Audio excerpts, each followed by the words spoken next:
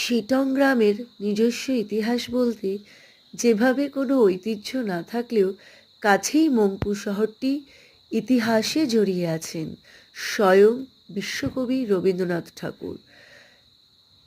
শোনা যায় 1938 সালে সর্বপ্রথম মৈত্রেয়ী দেবীর আমন্ত্রণে কবিগুরু রবীন্দ্রনাথ ঠাকুর এই স্থানে এসেছিলেন। মৈত্রেয়ী দেবীর স্বামী ছিলেন একজন কুইনাইন বিশেষজ্ঞ।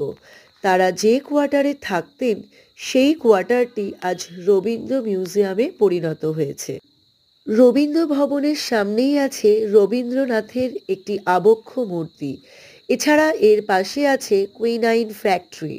এখানে একটা গাছবাড়িও আছে, একটা উঁচু গাছের ওপরে বাড়ি করা আছে।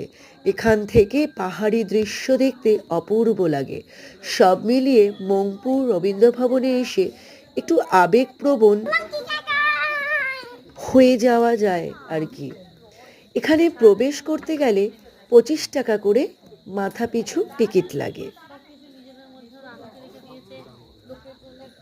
7ই মে 1940 সালে রবীন্দ্রনাথ ঠাকুর তার শেষ জন্মদিন এই স্থানেই পালন করেছিলেন। তখন তার বয়স 80। মংপুতে বসে সানাই, জন্মদিন, নবজাতক কবিতাগুলো